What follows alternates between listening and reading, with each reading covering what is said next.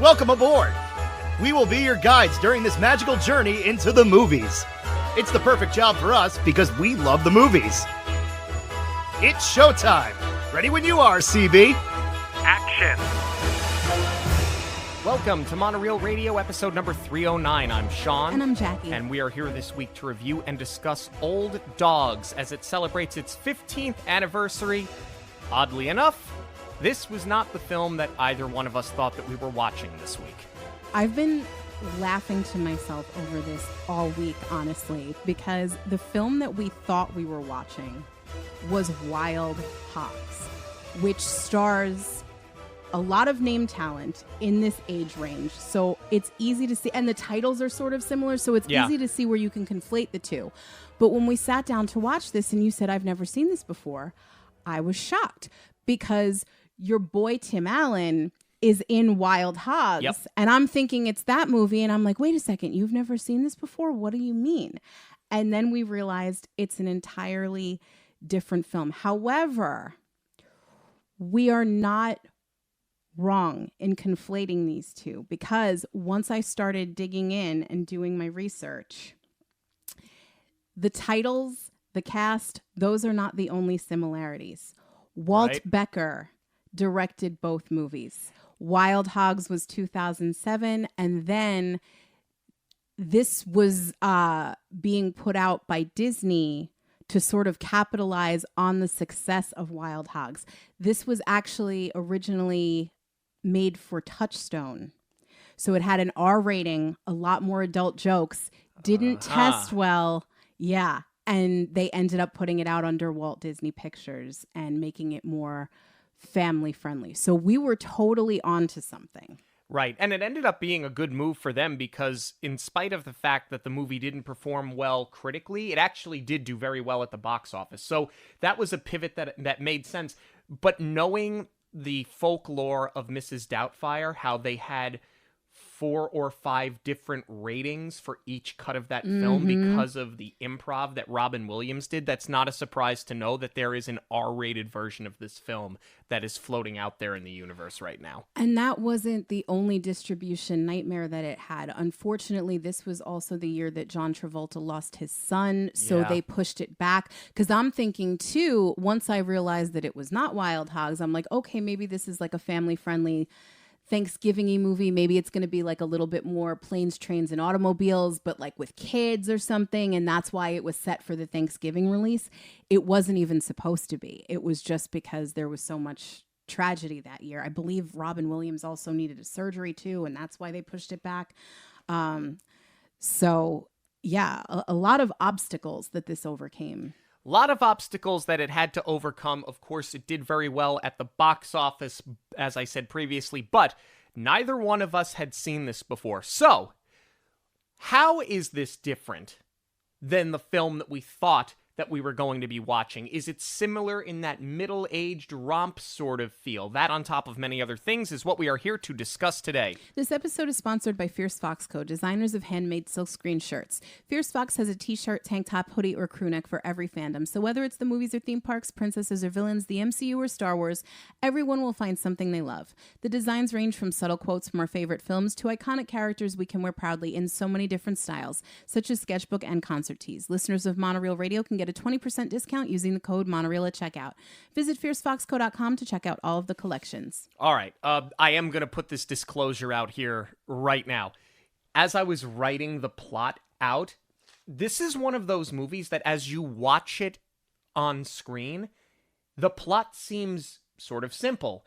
But because there's so many hijinks, this was a very difficult plot to write out. Yeah, it does subvert a lot of expectations. And there's a lot of like big comedy moments that they're all working towards. We're here, and then we're there, and then we're here, and then they're there. But with that said, sports marketing execs and lifelong friends Dan and Charlie are New York bachelors looking to close a massive deal with the Nishimura Company. They are a major Japanese company looking to make a presence in the United States. To make the investors laugh, Charlie tells an embarrassing story about how after Dan was divorced, Charlie took him on a disastrous trip to Miami, where Dan marries a woman named Vicky, who he hardly knew. They annulled the marriage, and the investors laugh at the story, leading to them continuing the negotiation with Dan and Charlie, because there are many hands that this negotiation has to go through. Dan hates that Charlie tells the story, but he sees that it was beneficial anyway. He gets a memo from Vicky, who says she is in town and wants to speak with him. But Charlie doesn't trust it. Dan admits that for the past few months he has been corresponding with her, so Charlie takes him for a spray tan before Dan goes to meet her. That, as well, is a disaster. They go to lunch where Vicky tells Dan that she is going to jail for 2 weeks for protesting a chemical company. She had chained herself, I think, to a bulldozer they were going to use to knock out trees. And also tells him that they share twins together, Zach and Emily. Initially, the kids are supposed to stay with Vicky's friend Jenna. However, after an accident that Dan causes at home, Dan ends up having to take the twins for the 2 weeks.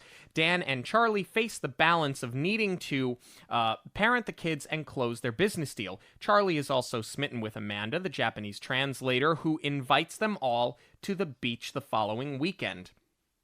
Dan can't keep the kids in his condo as it is an adults-only complex, so he decides to move them into Charlie's apartment, which Dan has childproof as it is too dangerous of a bachelor pad.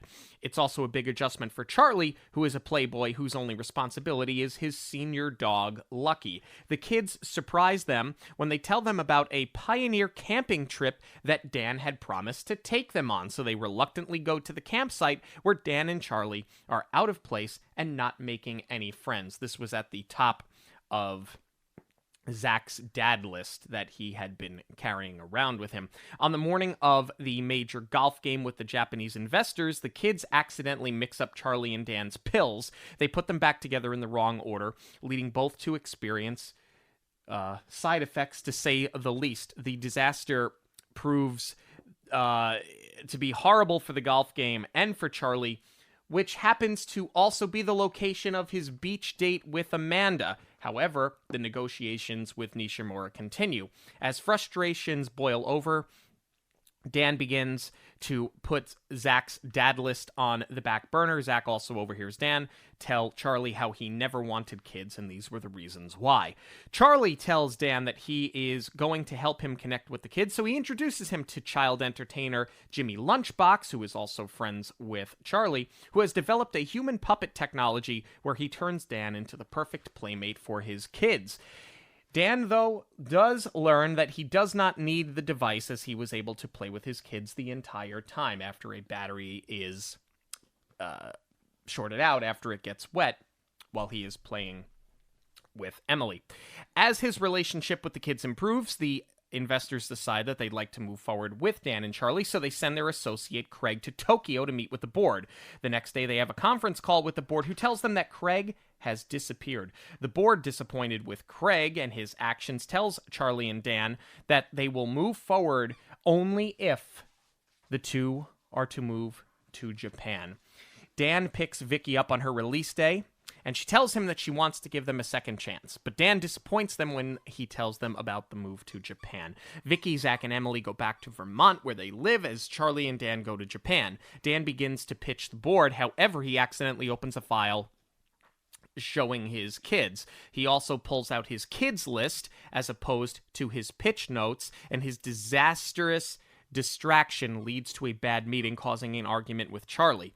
They get back to the States, where Charlie learns that Lucky, unfortunately, has passed away at the dog hotel that he had put him up in, leading Charlie to feel incredible guilt for not being with Lucky in his final hours. Dan arrives at Lucky's funeral and mends the fences with Charlie. Dan decides that he needs to win his family back, as Craig begs for forgiveness, so the three head to Vermont to the kid's birthday party, which is being held at the Burlington Zoo.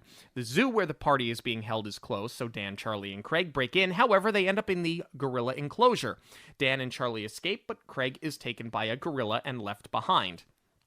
Charlie then gets attacked by penguins, so Dan leaves on his own, and he dresses up as a superhero and surprises the kids as he flies in. This was a stunt that Vicky had paid for the children. He tells them that he rented a house in Vermont and is moving there to be with them. A year later, we learn that Nishimura decided that they wanted a family man to run a family business in the United States, so they decided to hire Dan and Charlie, who now has a child with Amanda. All right. Lots going on there. Lots of cause and effect. There's a lot of cause and effect, and that's why, like, don't let that plot synopsis lead you to believe that this movie is all over the place. As you're watching the movie, it very much makes sense. But this was just, movies like this in general, the cause and effect movies, the hijink movies where we go here and then we go here and then we go here and then we go here, sometimes they're more difficult to read than a Marvel or a Star Wars film. Absolutely. Even the first time that I watched this, I sort of felt like I was missing something. And for me, a lot of that was the humor that I was expecting from Robin Williams. But now knowing, like, I feel really validated knowing that this was once upon a time an R-rated film, because I think that's what is missing. Clearly, they cut a lot of jokes. But that's not to say that the movie doesn't make sense. It's just that it's not like The Hangover, where there's a really clear-cut through line of finding Doug. There's two through lines. It's them landing the deal for their company and Dan trying to get his family back, but they're just shoving so much into this 10-pound bag. But that's sort of what we're going to talk through is, was it maybe too much? I think this is a really solid opening credits. Yes, I have that exact same note. Because John Travolta and Robin Williams were friends in real life throughout most of their life. So I feel like a lot of these photos, some of them are Photoshopped, some of them are real. But I love it. Cut to Bryan Adams. You've been a friend to me. I thought this was a really strong start. And it's, it's the setup that you don't need, right? Like, they've been friends for 20 years. We don't need to hear about all of that. I thought that was a good way to, like, speed ramp into it. 100%. And the thing that I really liked about it is they show pictures of them from their high school yearbook where Charlie is the prom king and Dan is voted most likely to succeed. So before you even see them on screen together outside of these photographs exactly who these characters are. Little things like Couples Retreat does this very well too. Mm-hmm. The same thing with the opening credits, and who these characters are. It's not a ton of wasted dialogue, because sometimes that is so contrived when it's, remember, Mr. Prom King, I was the most successful in high school. Like, you didn't need any of that. I love when, in reality, you're fast forwarding 50 years of their life to present day. They did it really well in this case. What do you think, though? Because that was a nice catch with the most likely to succeed in the prom. What do you think of them setting up from the jump Robin Williams as more of the straight man in this situation? Because we have seen him in this role before where he's trying to get his kids back, right? It's Hook, it's Mrs. Doubtfire. We know he can do this as far as being the family man, and it's great. But I really feel like a lot of the improv was lost. So what do you think about setting up that kind of a character for Robin Williams? I thought it was sort of on brand with where Robin Williams' career was going at the time.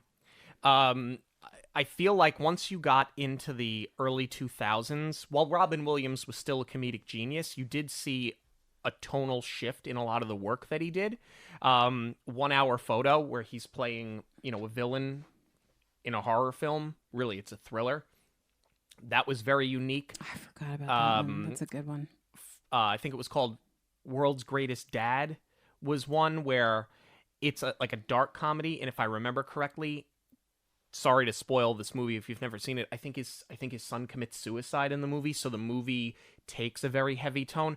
So and even like Death to Smoochie, that was very much a dark comedy. Yeah, but you would think with that, because he's on the cover, on the poster, like in this Willy Wonka type outfit, it's going to be like a fun romp. And No, it's not that's at not all. Death to Smoochie. That's Toys, which is another That's- dark comedy. okay, yeah. Which is coming around the same time as Dead Poets Society. So you did have a time where Robin Williams was playing these types of characters, and then I think he even did it.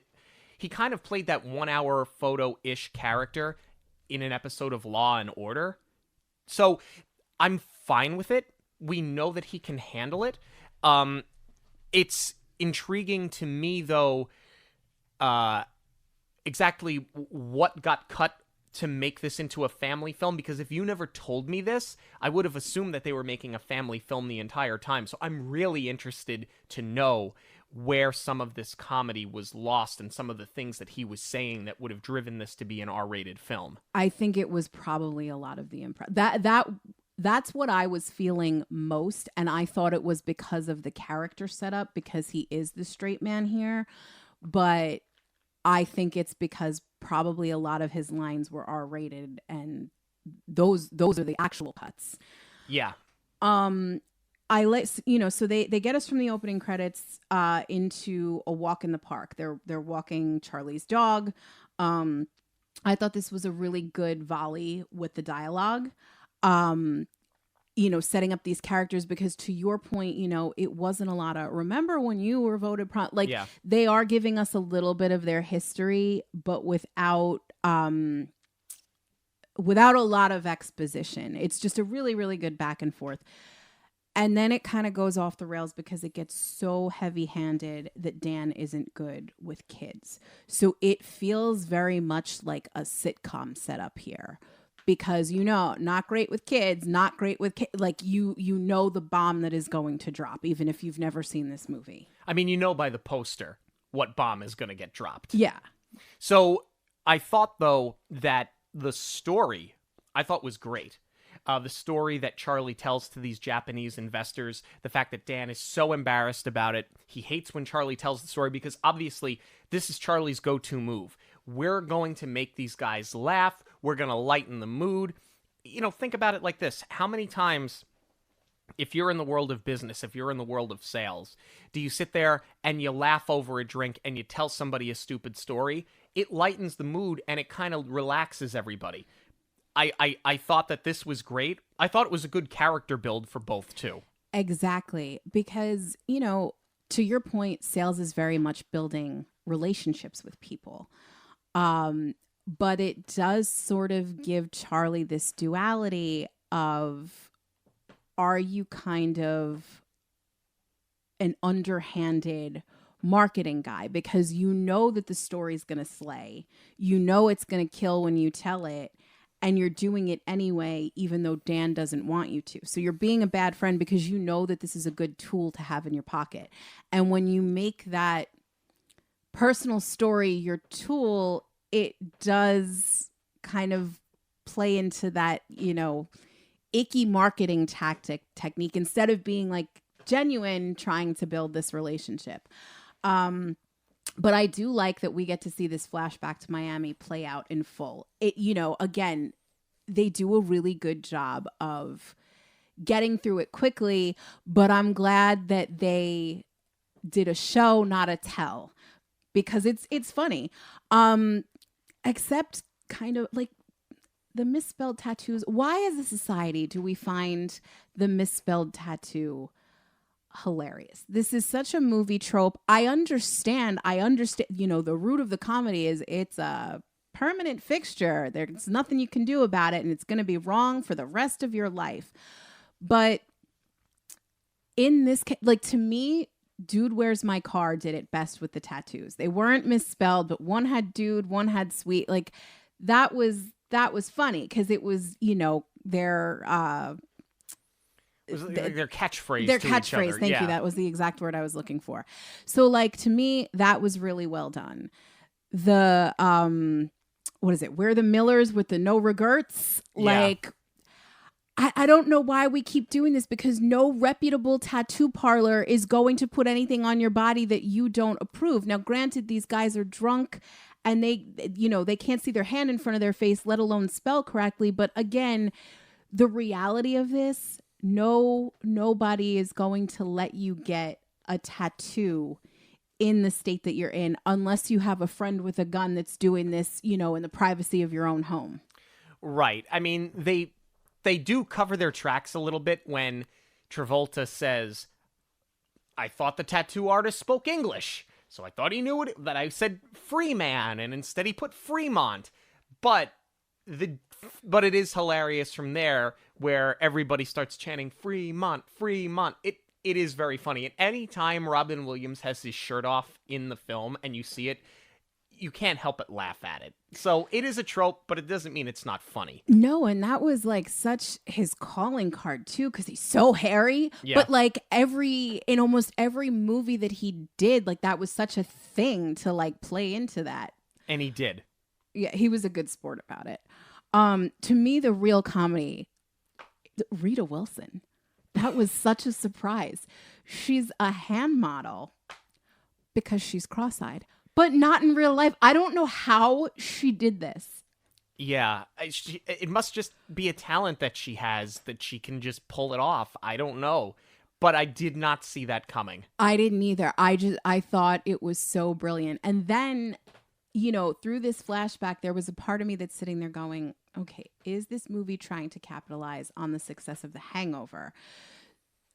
So, and that was my resounding thought throughout. I was like, were they trying to make The Hangover geared towards kids? But then once I really started researching it, it's a little of column A, little of column B, right? They weren't trying to gear it towards kids. That's just how they landed here. So I feel like even though this would have been a bit of a rehash, The Hangover, but with middle-aged men, or as this movie really leans into it, like aging men. Now knowing what I know, like it just begs the question, like what got left on the cutting room floor? This is killing me. Like, go for it. I want to see it. Have the chutzpah to put the full version on YouTube, on Hulu. Yeah, if you can put Alien Romulus on Disney Plus, and it's up there right now, it's a good family film, then you could certainly put the uncut version of this movie up there. If Shoresy is on Hulu, you can have that. But I also do understand where maybe, Shoresy's a hockey player with a foul mouth. Maybe you don't want the genie also up there. But, you did it again. I go back to Poor Things. Yeah, I know. By the way, recut it. And while we're on the topic of, and this will be a conversation for another day, I'm just floating this one out there. We've been talking about this a lot. Shoresy is a Disney prince. I'm throwing that out there. But that's a conversation for another day, because technically speaking, because it's on Hulu and it was greenlit under Disney after they made the majority acquisition, he is a Disney character. But let's move on. Don't watch it with your children. Do not watch it with your children. Let's get back to the movie. We're present day now. Right. I buy the story of the four of them doing this, having way too good a time in Miami. And they clean it up really neatly when Robin Williams tells John Travolta's character, hey, I don't like that you tell that story because I wasn't divorced twice in 24 hours. Because that's the whole thing. Charlie keeps saying, Dan's the only person I know that got divorced twice in 24 hours. And he has to correct him. He goes, one was a divorce after a 15-year marriage. The other was an annulment. It's not a divorce. It's not the same thing. But you could see that it kind of hurts Dan a little bit because he is embarrassed by it. And I think that leads to this great reveal later on, just a few minutes later, when he gets the memo that Vicky's in town and wants to see him, and he has to fess up to Charlie that, yeah, I've been keeping in touch with her. Well, I think that's it too, and this is the piece that kind of gets glossed over. Yes, he's embarrassed because Charlie keeps harping on, oh, you're divorced twice in 24 hours, but the underlying thread here is that Dan actually still cares for Vicky, and that's why he's been keeping in touch with her. And I wish that we had gotten a little bit more of that, because now he's telling Charlie he wants to give it a go with her. They're going to set up this meeting because she's in town, and you've well established that Charlie and Dan are enjoying their bachelor lifestyle. So why does he all of a sudden want to give that up? I think we just needed a little bit more of, I have feelings for her, and it would have been nice if they planted the seed now of maybe Dan did want to be a family man because he was married for 15 years. I think it would have earned the fight at the end a little bit more when he's like, you never grew up, because Dan hasn't really been able to express that, like, yes, he does want to settle down. Well, say that's the funny thing, right? Dan wants to settle down now. He had a 15-year marriage previous where not only did they not have kids, but he's later on going to tell us, this is why I didn't want to have kids, because it was a distraction to the business. So there is a very, very big character arc that we're going to see from Dan, really both of them by the end of the movie. Oh, for sure. And I think that you do a good job setting all of that up here. You get this, I think, hysterical scene with the spray tan booth, where Charlie says, you're pasty, we want you to look nice. For Vicky, you haven't seen her in so long, so Dan strips down to his underwear, he gets into the spray tan booth, and he's like, she wants a golden god, we're gonna give her a golden gut. And then hilarity ensues when the attendant at the desk is flirting with Charlie. He's pulling Shaq up on his speed dial to impress her. And as you can imagine, folks, they don't turn the spray tanner off. This is all such great writing here as far as the cause and effect goes. And it all seems like it's for a really silly gag to have him tan, but like it all works, you know? If you think of the logistics, when he was married to Vicky, he was on vacation in Miami. So like it's very plausible, like, yeah, she wants to see you tan. That's how she knew you. So it's an easy setup to get him into this tanning booth. And then this is so on brand for Charlie's character that he's flirting with the receptionist at the tanning place. So she leaves him in the booth for way too long. Like, it all just works really well. And then it plays for comedy that if Disney were to have released this movie this year, would have never happened. This whole spray tan thing would have been completely cut out. Because now you have Charlie at Grand Central Station. Dan at Grand Central Station. And because he was in the booth for so long, he is very, very, very, very tan. Where people that are not of this nation are going up to him and speaking to him in their native language, looking for instructions. And he has to keep batting them away, telling them that he does not, in fact, speak their language. In fact, at one point he goes, what am I, the United Nations? It was very, very funny. There is no way Disney would ever have released this now. Not with this scene. They never would have done it. Yeah, it's too much. I think that the assumptions made and the dialogue are far too insensitive for a modern audience, and I agree with you. They would never put this out today. But he is so dark from the spray tan. It's not cool now. It wasn't cool in 2009. It's a little too much. Moving on. To me, one of the greatest bits of comedy from this whole film is the setup of why Vicky needs to leave the kids with him. The bomb drop to me is not that he has kids, because like I said, that was so obvious that, you know, here we go. I don't want kids. I'd be a bad father. Oh, you've had them this whole time. It's not just that she needs to get away. You could have done some really easy writing here. It's a business trip. It's a weekend getaway at the spa. I'm dumping the kids on you. You know, oh, by the way, you're a father and I'm leaving, so you need to be responsible and take that. Like, none of that. It's that she's going to jail. I love this. And her rationale makes sense. She's protesting this chemical company because, as she said, they dump chemicals into the water in the, you know, the town where my children play. And he goes, oh, you have kids? How old are they? They're 6. And now all of a sudden, this is where, like, and he's so oblivious that it's not even connecting with him. And then here they come screaming, Daddy. The reveal is phenomenal. Yeah, I love that was the reveal, and it wasn't like him starting to put the pieces together. I think that made it so much more funny. But I do feel like her logic is sound in that, I was going to try going at this alone. I wasn't even going to tell you. I was never going to see you again. You didn't even have to know about them. But then, as they're growing older, the son especially needs a father. And, he's never even gone to the bathroom in a men's room because I have to take him with me. So I feel like her logic is sound here, but this merits a bigger reaction from Dan as far as I have kids and you didn't tell me. And granted, yes, she changed her mind that she was going to try and do this on her own. But it's like, if that's the decision you make at birth, you kind of have to stand by that.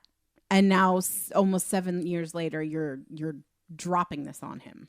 I think that there's a level of irresponsibility that both of them carry, and I think that's where a lot of the comedy comes from. I thought it was also smart that it wasn't just a, I have nowhere else to turn to, so here, it's you. It's that she's going to leave them with Jenna. Jenna lives in New York. She happens to be in town dropping the kids off because she's got to serve the time in Vermont. Charlie happens to come back into her life 6 months prior. She decides this is the opportunity to introduce, all of it makes sense. They could have gone the really hijinksy thing and just had her show up in New York and dump the kids on him. That's not what they did. And the setup for removing Jenna from the picture as the babysitter is brilliant too. They're going to drop the kids off. Dan is helping get the bags out of the trunk, and Jenna offers to help too. She's just booked a hand model gig. She's, lotioning her hands. She's got them wrapped, and then he closes the trunk on her hands as they're getting the bag out. And Rita Wilson's reaction, and they cut it against Big Girls Don't Cry. Yes. It's so brilliant. It's so good. And I love how Dan ropes Charlie into all of this. Because Dan, at the end of the day, is a good guy, right? She's got no one to turn to, and he goes, I'll take him. I'll be the dad. I'll take the kid. There's no hesitation, really. And then he turns around to Dan, and he's like, no, we're going to take the kids. Because had it not been for you taking me to Miami, this would never have happened. So you're as much at fault for this as I am. The logic is sound. I love how he ropes him in, and how Charlie kind of knows, up to this point in time, he owes him one. Because all he's really done is use Dan as the butt of the joke, and Dan's been the closer to make them all of this money. Exactly. There's no argument with this. I thought it was really, really, really well done. I mean, what Dan and Vicky did is...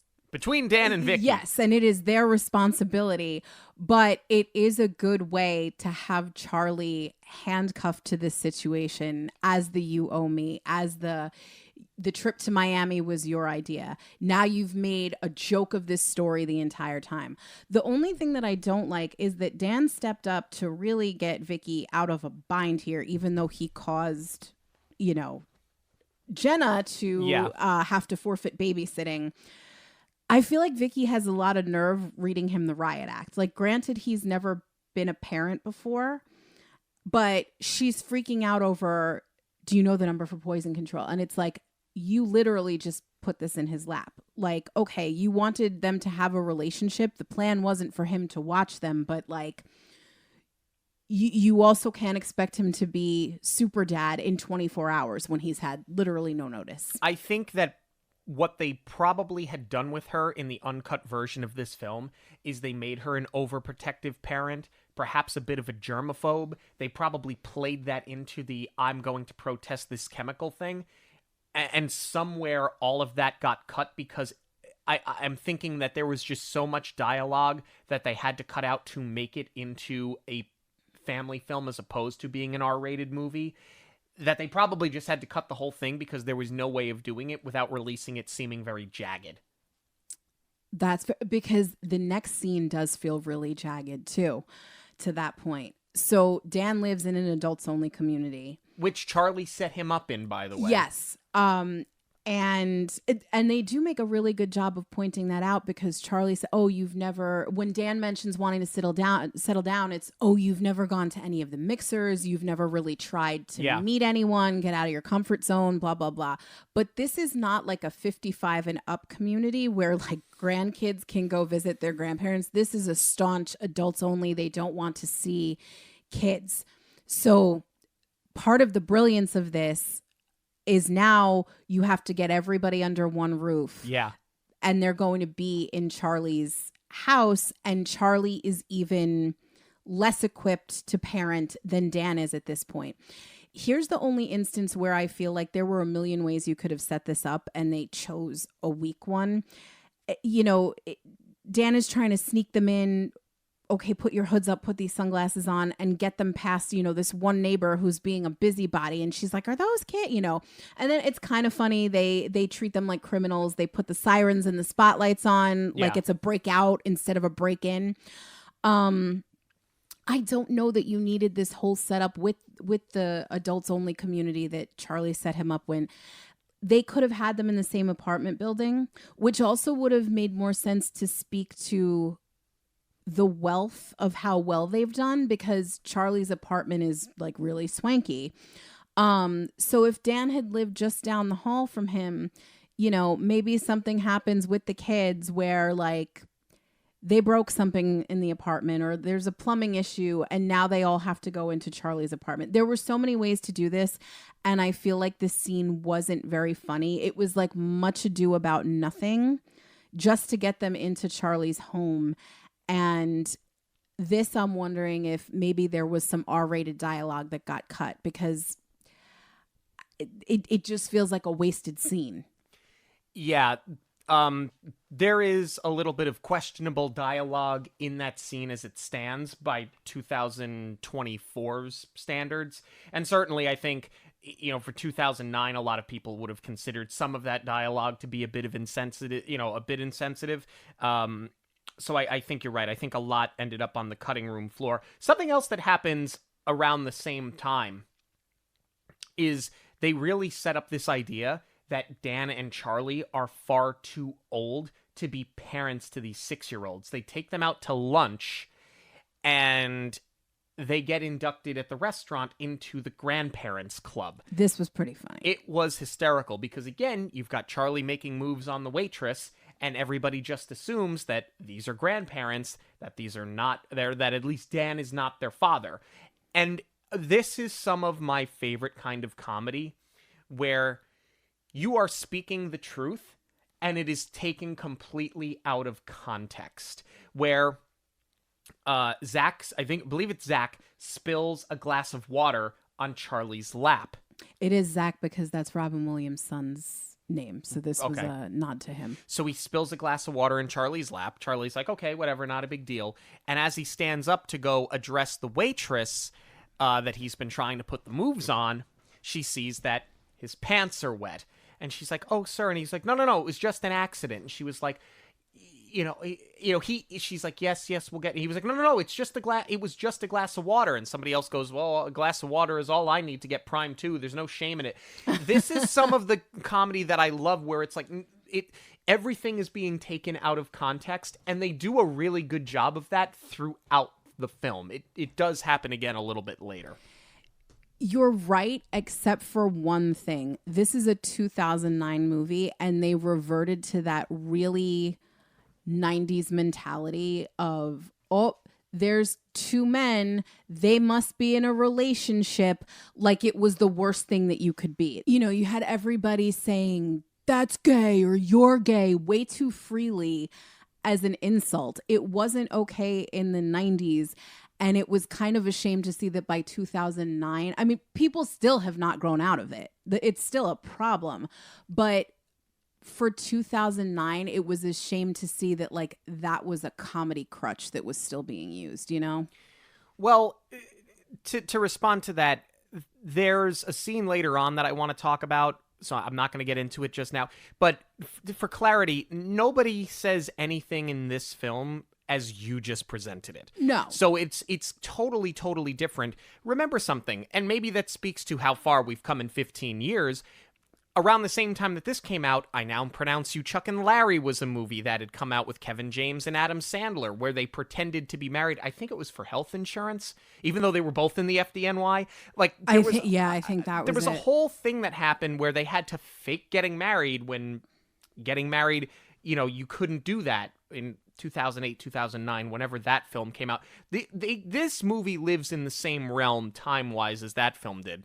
It does, but I'm saying they reverted to the 90s mentality. I don't believe that they did. I think that there's just more speaking the absolute truth and having things misconveyed. I don't think they relied on it quite as harshly as you're insinuating that they did in the 90s. Because you're right, the way that they did it back then, it was a lot more disruptive. It was a lot more deliberate. Here was just miscommunicating. And yes, they do it for comedy, but I don't believe it's quite as egregious as insulting really as it was when they did it 25, 30 years ago. But with all of that being said, that gets you into the apartment now where you get the safety squad. And so Robin Williams brings in this team that is basically, they're subcontracted to baby-proof apartments, baby-proof homes, which again leads me to believe that there was something in there major that got cut out, but instead you get two outstanding cameos because they're uncredited. We'll talk about the cast in a little while, but it's Jack Shephard and Luis Guzman that come in and they baby-proof this, and they take their job so seriously.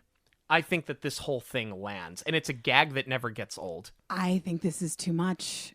I feel like you're, and this is again where, to your point, maybe something got cut that we're missing, and without context, I didn't find it as funny. It just played like too much to me because it's even though Dan has no experience as a parent, they are baby proofing an apartment with child locks and, softening hard corners. Like, that's something you do for a 2-year-old when they've just learned to walk and you can't control them.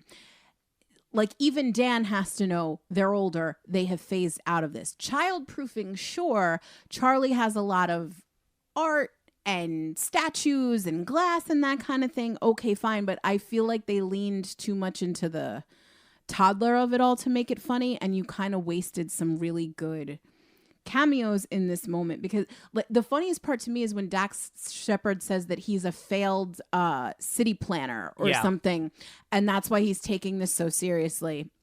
And then you've got Luis Guzman eating dog treats. Like, why?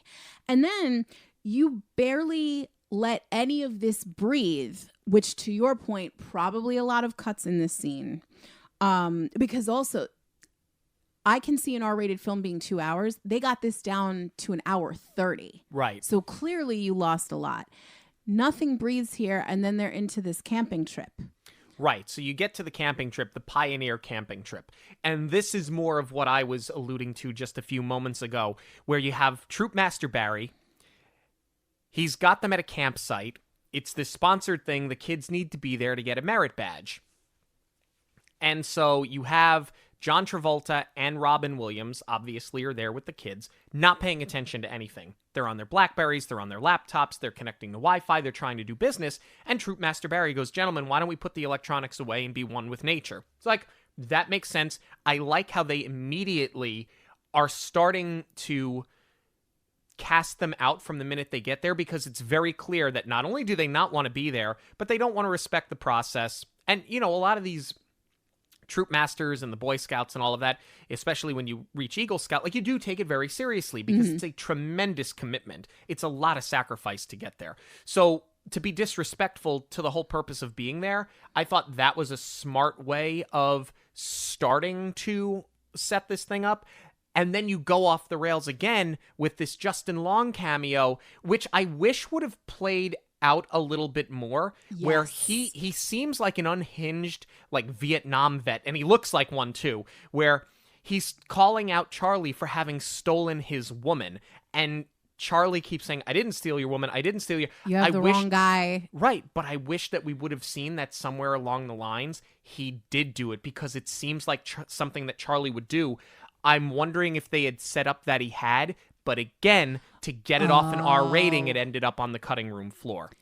Interesting. Yeah, I agree with you. To me, Justin Long was wasted in this film. I wish that this was a running gag everywhere that they went, because we've still got 3 or 4 big location changes throughout the rest of this film. And that's where I think the comedy is so brilliant, because I'm expecting this camping trip to be the rest of the kids' time with them the first time that we watched this. I really thought it was the comedy was going to start to come from these two city boys. These work-obsessed city boys are going to be the fish out of water. I thought it was going to be jungle to jungle, honestly. Yeah. And I love that it subverts your expectations, because they steered away from all of that. And the comedy they start leaning back into the ageism of it all.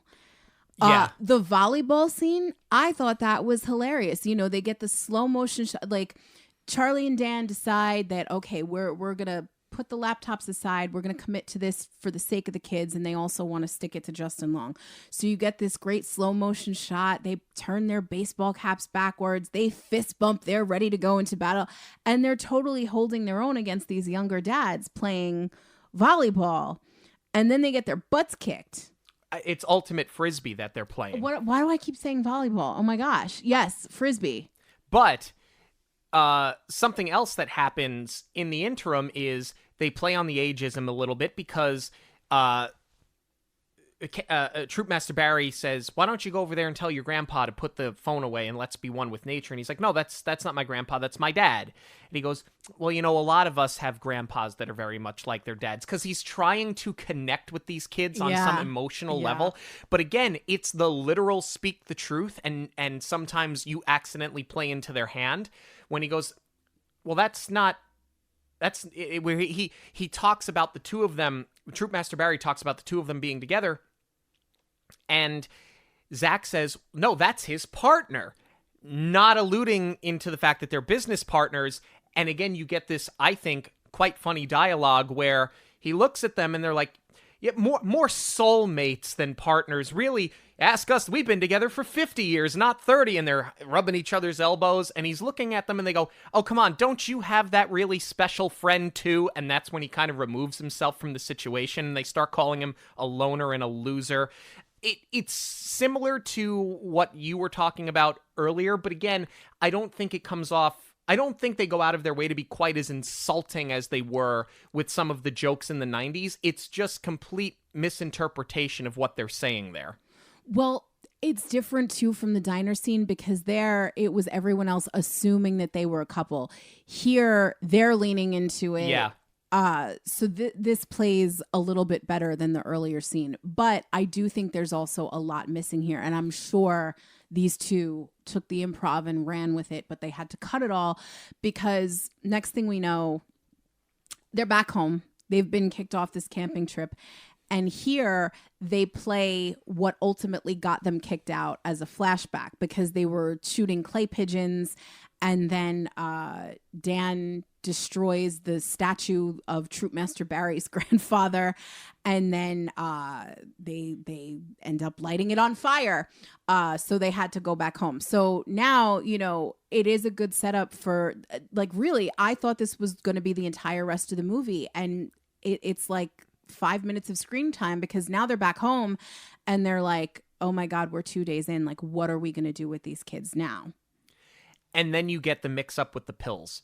And I love how they're going back and forth with each other about how did we get so old so quick. And I think it's something that a lot of us, because I hate to say it, but as we're closer to AARP than we are to our high school graduations, your years start going a lot quicker as you get older.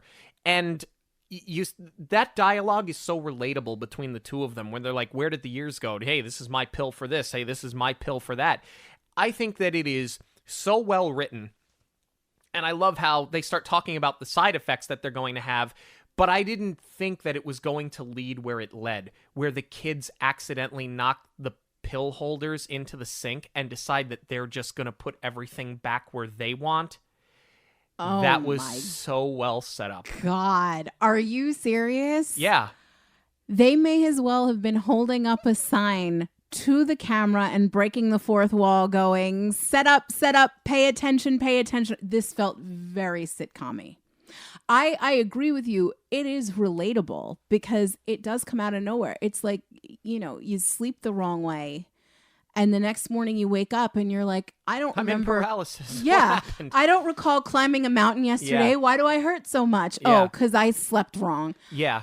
I get all of that, but like you knew the pills were going to get me, especially once they started talking about the paralysis inducing side effects. Yes. I was like, oh, these are getting mixed up, or somebody's, if not mixed up, somebody's going to get paralysis. Like you knew it was coming from a mile away. The thing that I don't like about this is how convenient and contrived it is that the beach date is at the country club. Is at the country club. It's way too convenient. Yes, and I wish because they had bothered to do it, you also got a little bit more conflict from the characters because, you know, the kids are secondary in this scene. It's go off and play, and now it's, you know, the future of the business is at stake with Dan because he's got to impress Nishimura while, and you know, this is part of closing the deal, which is what he does after Dan tees him up, or after Charlie tees him up. And Charlie, I mean, this is pretty low stakes for him, right? We've seen him flirt with countless women by this point. We don't know if he's actually serious about pursuing Aunt Becky, Amanda. So even though you are driving plot forward, I wish that there had been a little bit more of them butting heads as far as Dan calling Charlie out of, you know, this happens every time. You tee it up and I'm left to close the deal, but you're right here and you're chasing tail and not helping me. So it might have also worked a little bit better if one of them had taken the wrong pills. And now, you know, like this is where we get it later with the puppetry. This would have been funny if we had like Puppet and Puppet Master, and maybe Dan, who can't golf at all, now has to step in for Charlie because Charlie can't move. Instead, what you get is the side effects of the medications start kicking in at the worst time possible. Dan loses his depth perception when he's trying to play golf. It leads Charlie, or I'm sorry, it's Dan. Dan. Yeah. I got it. Sorry. And then you have Charlie, who is starving and he can't eat enough. Ends up at this bereavement group potluck. That is funny. Where he eats everything, including the rhubarb pie that someone essentially made on their deathbed as a gift to the rest of them. Well, not only did she make it, you know, in her final hours, she was part of the bereavement group. Right. That's how they knew her. That whole thing is where it's worth dividing and conquering to push the plot forward. And there's, I don't know why, but when Charlie is sitting with the kids and Amanda comes up and says it's time for circle time, but this is when the paralysis is starting in Charlie's face, and he's kind of wigging out a little bit, and he turns to the kids and he goes, "All right, kids, I gotta go to circle time." Like, there's something about the way he says it as his face is starting to go into paralysis that is so funny. Well, that's his mouth is like all the way off to the right, and then his left eyebrow is like the Rock. It's all the way up, but it's twitching. This is all done. I think the paralysis itself is done with a prosthetic, and then the movement, I think, was a little bit of CGI. But either way, this was seriously well done. Yeah. I gotta go to circle time. It's pretty seamless, but yeah, this was funny. Across the board, this was really funny. So now this is all disastrous. It gets us to the scene with the human puppet, right? Well, before that, there is an important plot point. They get back from their like they're still twitching. They're still coming down off of this, and they're trying to they have to work on something, you know, for them, because the next step that was actually pretty well done too, is that despite all of Charlie's errors in the golf game, you mean Dan's errors in the golf game? Oh my God, why do I keep doing this now? I don't know. Yes. it actually helped to close the deal because they thought that he was so focused and blocking everything else out. It ended up impressing them. So now they're going into the next step, which is the big board meeting that they're going to send Craig out for. So they're in, I think, the bedroom or whatever, and Dan goes to plug in his laptop, and Zach had plugged in a bunch of his games and what he needs charged is not charged. And you do get that moment, which you know is coming at some point. Yeah. This is why I didn't want kids. And of course, the kid is right behind him and he overhears it. Again, very sitcom-y. But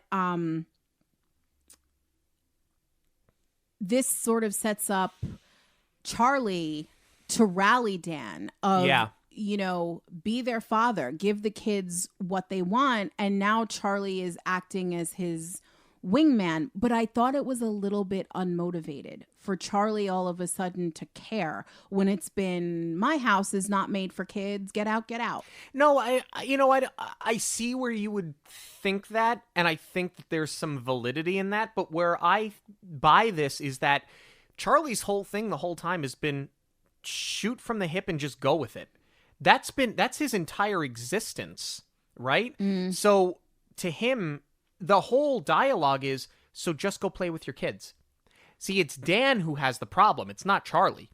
Dan is so my to-do list and career and business and pitch and close. And Charlie is the one that's all go with the flow and just make it happen, that he can't understand why Dan, who takes things so literally, can't just let his guard down and play with his children. I actually think it was a really good scene for both of them. Well, yeah, because it does seem obvious, right? Dan's sitting there like, she wants me to be a lion and a superhero and this and that. And I think he's being so literal. He thinks he needs to be all of those things at one time and doesn't know how to do it. And Charlie is the one who tells him, then be those things. Because whatever she wants in the moment, just give that to her. But even before I know what I know now about it being edited from an R-rated movie, the conversation still feels disjointed because the energy's up 1 minute and then it calms. Like it's the editing is not great here. The conversation feels very out of order as far as Charlie giving Dan the logic that he needs. Well, Charlie is whatever he needs to be in that minute to whoever needs him to be that thing. Whether it's the girl at the tanning booth, whether it's Amanda, whether it's Nishimura, that's his whole thing. So I buy it, but I think you're right. I think that there was major dialogue. I think there was major buildup that they had to cut. And instead of going into reshoots and spending more money, they just rolled with it. Yeah. Now, what it does is it sets up this Jimmy Lunchbox we've never heard of before. I'll buy that he is this very successful child entertainer. Charlie happens to know him because Charlie happens to roll with celebrities. All of that I buy. The human puppet thing, though, it's way too contrived. There are elements about this that I actually like a lot, which I'll get into in a minute, but I don't like that this is where they went with it. I buy none of this. I don't understand. I mean, I understand the popularity of Yo Gabba Gabba at the time, and, you know, that was like Biz Marquis' thing, so they do it now with Bernie Mac. Okay, fine. But you guys are in sports marketing. Why children's puppetry? Why that route? Why you're telling me that there's no sort of technology involved in sports to, you know, like read people's movements? That would have been cool to me. Keep the robotics by all means, but instead of going the kids' entertainment route, you have access to all of these people in sports. Maybe go to like the seedy underbelly of people who are trying to create this technology to rig games. They would never have done that in 2009. Coming off the Mitchell report that ruined Major League Baseball, they were never going to make a joke of performance enhancers unless the joke was that these guys were literally going to Hulk out. I don't think that they ever would have gone that route. And the whole thing was they were playing up in the idea of audio animatronics. It's not unlike how Walt Disney developed Mr. Lincoln. That's what I'm saying. Keep the technology, but I'm saying who you're going to. that could have changed. Like, why children's entertainment? Why not? Unless to your point, they want to steer so far away from sports. But you had an easy out in you could have used this technology for sports for somebody who was doing something dishonorable. But what I like about this whole thing, I don't like how contrived it is, but I like it for Robin Williams. Because Robin Williams, you can tell, was having a blast with this. And this is what you get when you put Robin Williams in this kind of film. It's Robin Williams is now playing with his daughter. And you can tell, when I say Robin Williams, you notice I didn't say Dan is playing with his daughter. Robin Williams is playing with her. This is why you get Robin Williams here. Oh, yeah. This is where his magic comes from. It's what, in every family movie that he's ever done, it's where you completely fall in love with him. What I don't like, though, is what it does for Charlie's character. Like, what authority does he have to be the puppet master with these kids? I'll buy in the scene prior, he gives Dan the advice that he needs, like he's always done. He's been his wingman. But why are these, and maybe this is where it comes back to the children's entertainment, Bernie Mac is the authority for kids. So he makes sense as the puppet master, but why is Charlie going, do this, do that, you know? Yeah. You'd think that Jimmy Lunchbox would be controlling Dan, not Charlie. But I guess they had to give Charlie a role here other than introducing Dan to Jimmy Lunchbox. You have Travolta, make him dance, sure. But while that's going on, you have Zach in a chat with Nishimura, and he thinks that this is like his online video game that's popping up in a chat. This whole thing, I think, is very funny because he thinks he's talking to somebody in a gaming chat room, having no idea that he's talking to these executives. And again, he's speaking a truth to the executives who are completely misinterpreting what he's saying. He's misinterpreting what they're saying. And it accidentally leads to Nishimura wanting to bring the negotiation to an end and partnering with Charlie and Dan. Yeah, because Zach mentions robots and Nishimura is like, how do they know? Yeah. So, you know, again, failing upwards into landing this deal where they're able to capitalize on their shortcomings, even though it's an accident. So now Dan has mended the fence with his daughter. He's got to do it with his son. So Zach is very big into lists, and he had a whole list of things that he wanted to accomplish this week.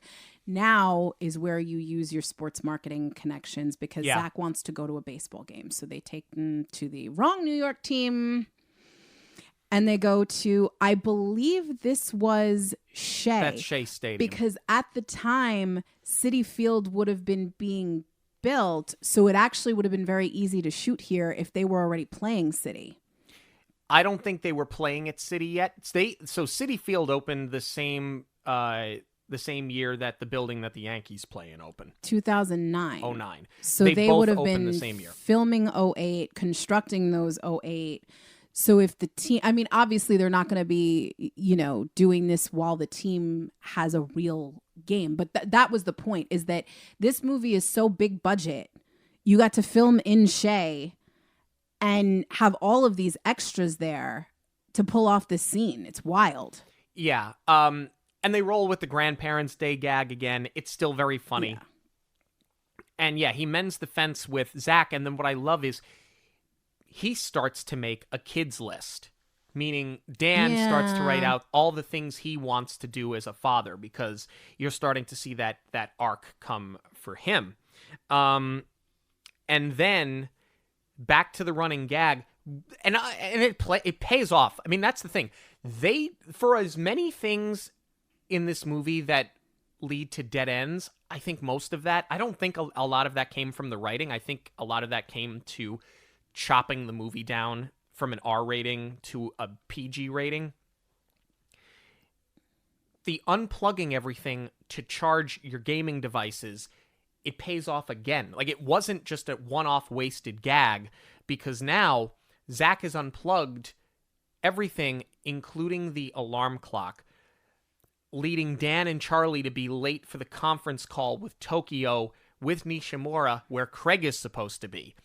And right, because Craig is supposed to tee them up and then they're going to take it over, but Craig is there in person. At least he's supposed to be. He's supposed to be. That's where we learn that Craig went to a karaoke bar, disappeared, and didn't come back. This hit my funny bone. When Yes. Nishimura's son was like, I did hear from Craig when he got here, but he called me from a karaoke bar, and then he does the techno but it's just, the delivery is so funny in this very serious conference meeting, and I love that we get flashbacks of Craig's, night out in Tokyo throughout this whole thing. Like, this to me was actually really funny. And they drop the bomb of, we're disappointed that you're an hour late for our conference call because the alarm clock never went off. We're disappointed that Craig has, ghosted us, for a lack of a better term. So the only way we can move forward is if you two move here, because we need you to be the liaison. No more in-betweeners. It's you or it's nothing. This was a great conflict, and I wasn't expecting it. I mean, you knew something was going to happen to trip Dan up now that he's fallen in love with his kids, and he really wants to give this a go, because he already wanted to make it right with their mother before he even knew they existed.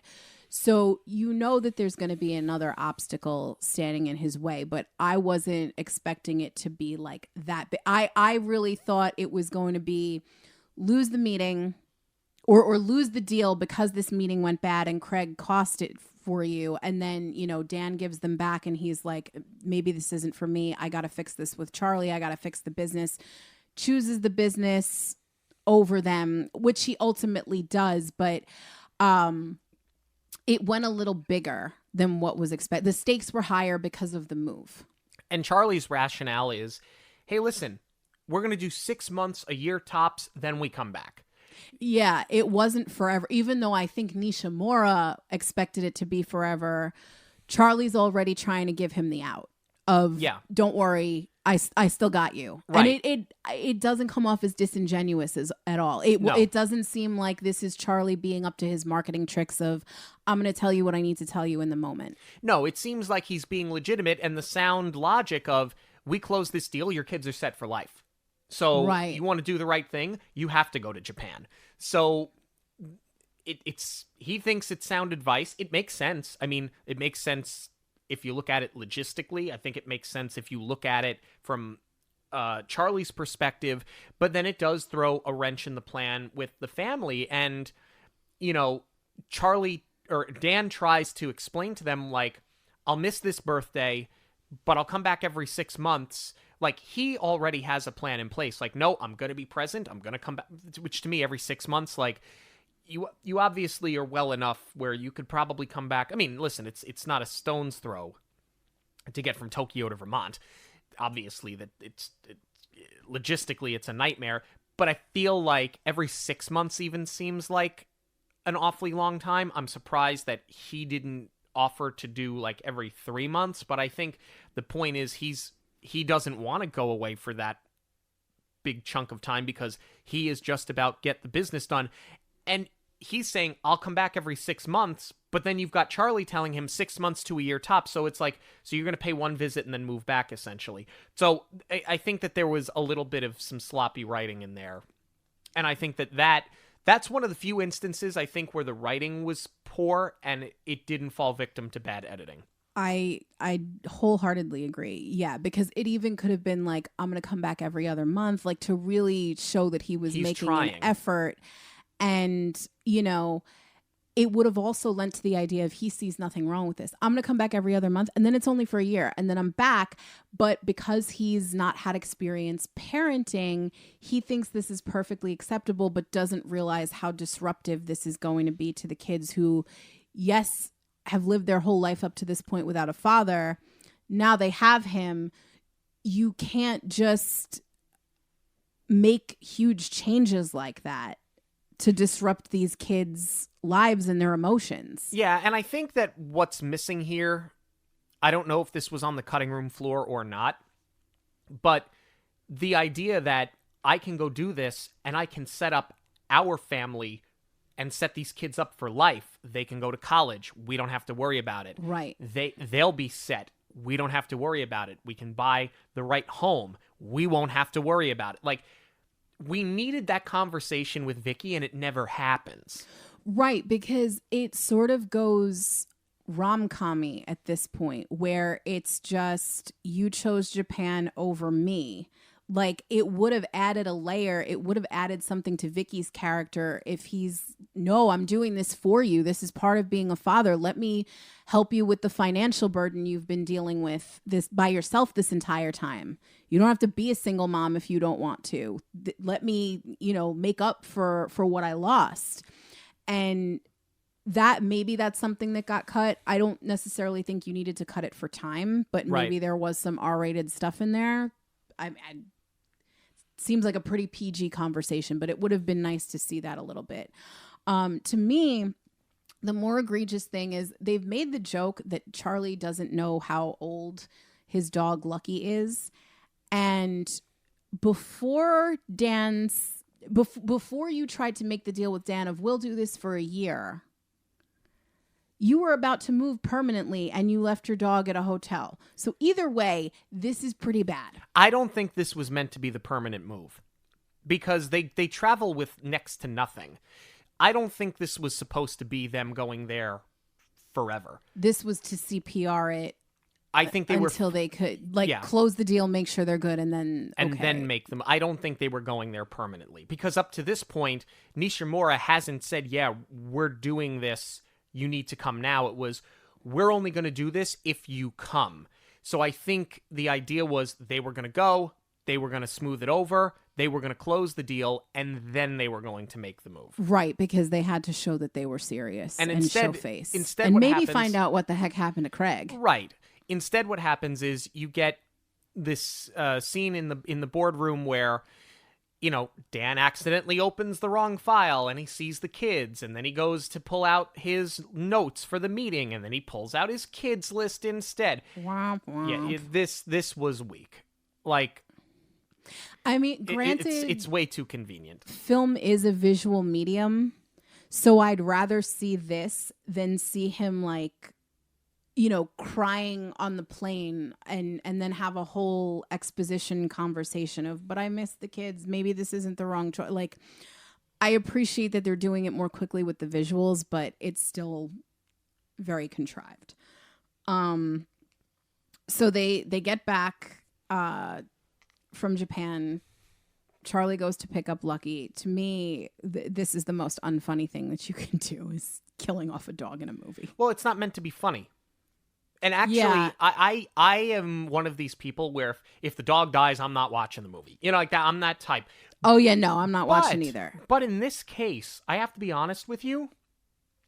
It's not that I like that Lucky passes away, but I like what Lucky passing away does for the movie. I think that Lucky dying, I think it was done very tastefully, actually. Yeah, you don't see anything. And it's not meant, you're not going to feel good about it, but this isn't like A Dog's Purpose. This isn't a Marley and Me, where you're going to build the dog up the whole time. It's not Old Yeller, where you're going to build the dog up the whole time just to break your heart at the end. Lucky is very much a background-ish character, because Lucky is really more symbolic than he is anything else. And I think that they do play for a little bit of comedy here that I think works, actually.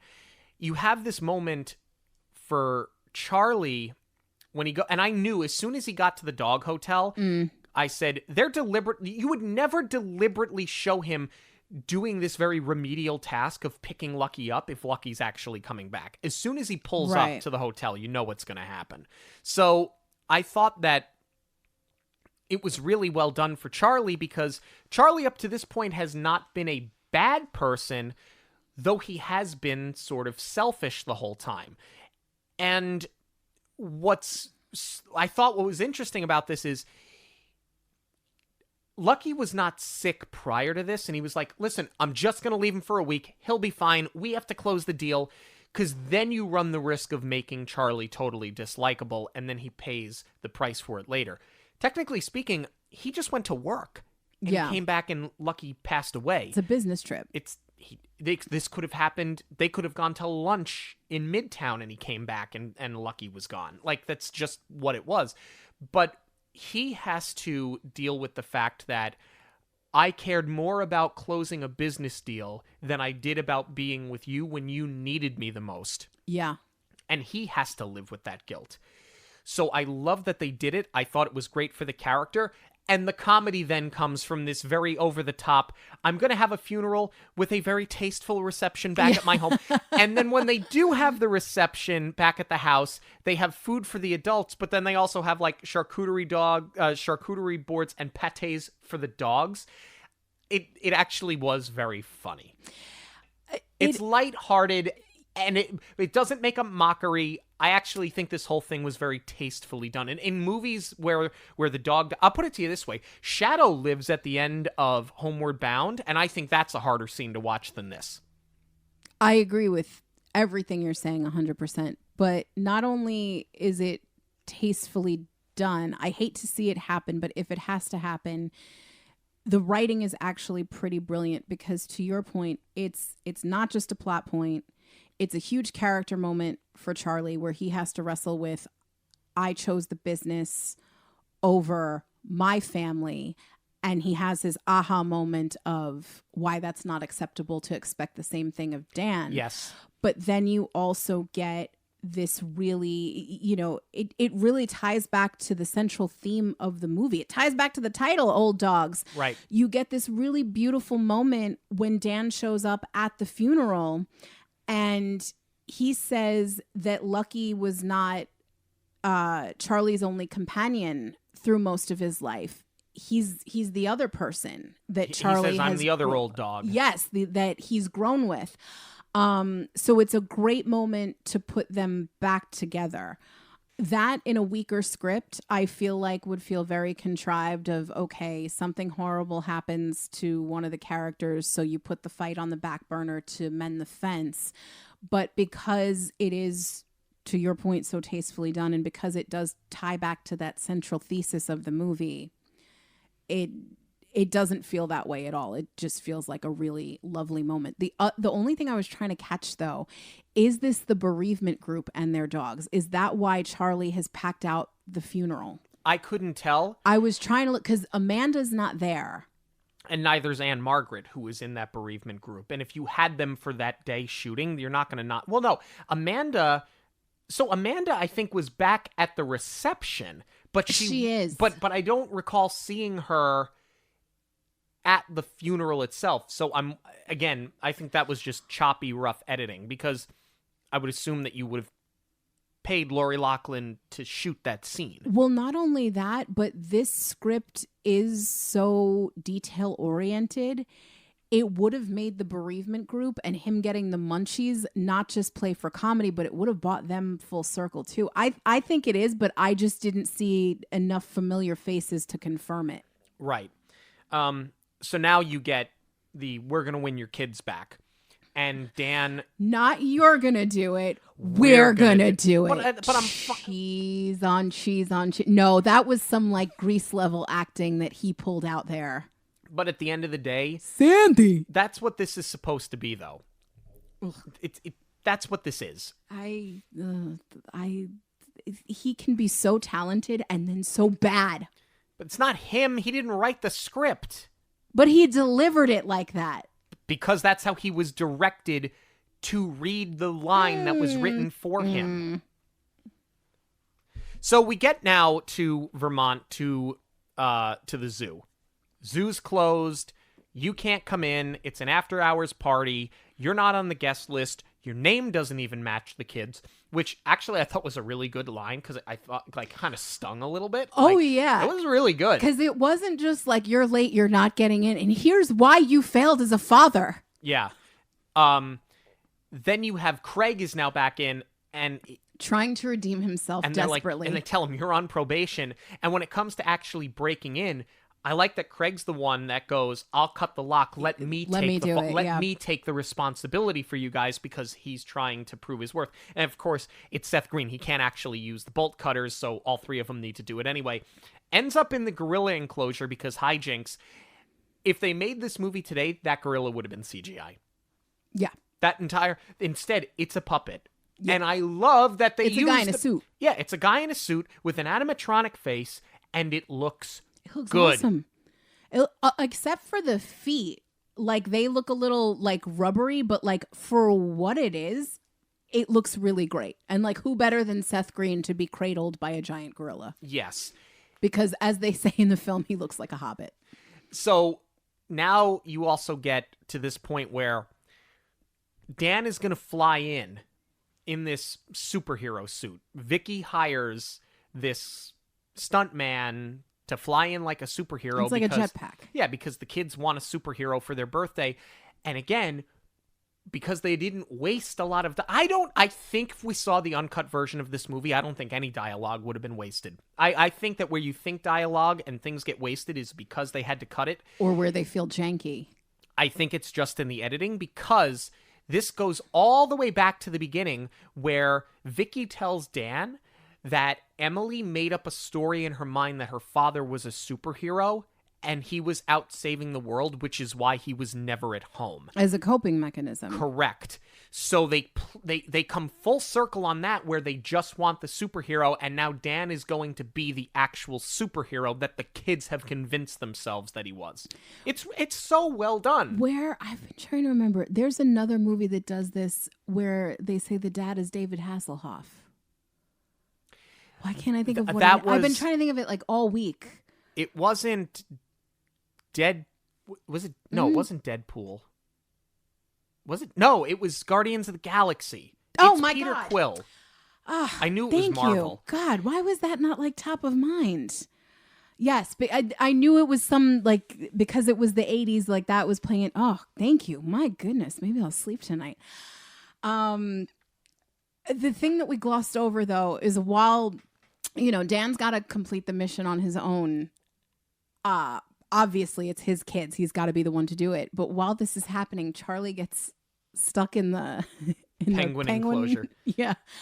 Travolta's face as the penguin is like ripping his ear. This to me was the greatest bout of physical comedy, even more so than the facial paralysis. I thought this was so funny. And then he comes out and he starts throwing from the gift shop, starts throwing the stuffed animals, screaming killer penguins. Yeah. Really good. And of course, predictably, Dan flies into the party. Dad's here, but I don't know how to land this, and I'm about to run out of fuel, so I crash and end up on a gurney. But then he tells them that he's rented the house in Vermont. He's going to put the family back together. You know that you're going to get your happy ending at the end of the day. And I like that he addresses Vicky separately. Yes. I know I screwed up by choosing Japan over you, but I'm still going to be their dad, no matter what. Yeah, even if you don't want me, I want them. Yeah. Really, really well written. Yeah, it really does tie up in a nice bow. And then you fast forward a year later where you see that the puppy that Dan had brought for Charlie is now a year old. So the puppy is grown. And you see that Amanda and Charlie have wound up together. And On they their now have yacht. a child on the yacht. In Aruba. I love that now Charlie is making he's the butt of his own joke that he is now telling to get people laughing and impressed, right? Yeah. So you're starting to see that now where he's like, only I could do this and I still get the girl. I think he had that in the Nishimura conversation earlier. But you start to see that growth from him where it's no longer I'm going to embarrass Dan and now I'm going to be self-deprecating and I'm going to embarrass myself but accomplish the same thing. He has the daughter with Amanda. Vicky and Dan have wound up together. They are now a family with the kids. Nishimura decided that they wanted a family man to run a family business and represent them, so that's how they were able to close the deal. They didn't have to go to Japan. Like, I felt that everything got tied up really well, and then you get one more pill mix-up. But now, it's the safety squad again. Yeah. And now it's Charlie that sent the safety squad to literally baby-proof the yacht that they're on, and they mess up the pills because some of them needed pills for seasickness, and everything got messed up, and now everybody goes into the facial paralysis when they go to take their picture at the end. So, again, I didn't think that was overplayed, and it was a gag that was not just lost or forgotten about. Yeah, no, it was a solid runner. I thought so. So a lot of things happen in this movie, a lot of things to look out for, and a lot of things to analyze, right? Where in the Film is brought to you by our friends at Where in the Park, a seek and find card game that you can play in your favorite parks, whether it's Disney or Universal, SeaWorld, or more. Where in the Park challenges you to spot those little details that so many can miss. To order your game packs, visit monoreelradio.com and click our affiliate link for a 10% discount today. I was really, really paying attention in this film because I didn't I figured we're not going to get any Easter eggs that are Disney related per se. Mm-hmm. It's not a Marvel film. It's not a Pixar film, but something did stick out to me. On the second viewing, when they are getting ready to fly back from Japan to the United States, the pilot comes on and he explains, here's the flight time. Not unlike any other flight that you've been on where they tell you, this is our final destination, these are the weather conditions, blah, blah, blah, blah, right? It's Travolta doing the voiceover in a Southern accent, and the reason why they had him do it is because it is well known that John Travolta is a very accomplished pilot. Mm-hmm. So I thought that was a great way to tie all of that in and give a little tribute to Travolta as a pilot by making him the uncredited pilot. Nice catch there. Yeah, because there was even a point, they fly back in coach, that's the bit. Yeah. But they take a private jet out there, and I was actually wondering if that was his plane, but I couldn't confirm that. Wow, mine is kind of weak sauce compared to that. We talked a lot about Robin Williams, being the family man in all of these movies, and, how we've seen him try to get his kids back before. But this is not the first movie where he's trying to get his kids back where his name is Dan. The other one would be Mrs. Doubtfire, where he is Daniel Hillard. So let's talk about our cast, starting with Robin Williams, who plays Dan Rayburn. I thought he was spectacular. I thought that, contrary to how our conversation started, I liked him as the straight man. I thought that it was a smart way to do it because you could have probably flipped these roles a little bit and had Travolta play the family man and had Robin Williams play the eccentric one. But I really love that they flipped them here, and I thought that where you needed the film to be serious, Robin Williams carried it. Where you needed it to be funny, he carried that even better. I would agree that I don't think that you could have flipped them, because the other thing is that Robin Williams does look older than John Travolta. So you couldn't have him necessarily playing the womanizing character, especially because a lot of Charlie's character is, very concerned with how he looks, right? And where Dan is more about, I can't believe my body's not the same, I have all these aches and pains.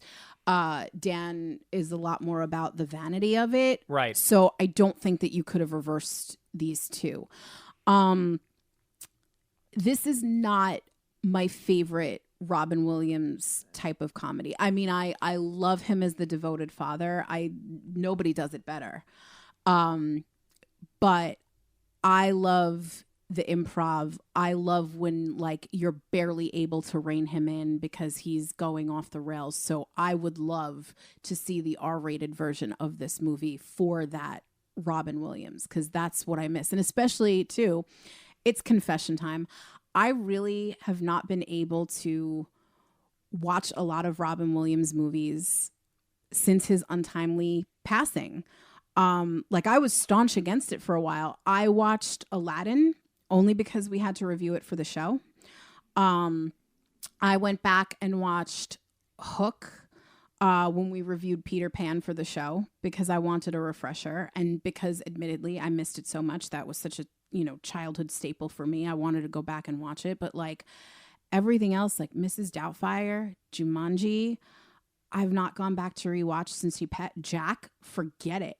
So what I did really appreciate out of everything was getting to see a new role that I had, and getting to experience something new from him, because there are a bunch of movies of his that I've not seen and I haven't really been able to explore, but like this was a good like gateway for me to get back into Robin Williams, because he's one of my favorites. He is absolutely one of my favorites.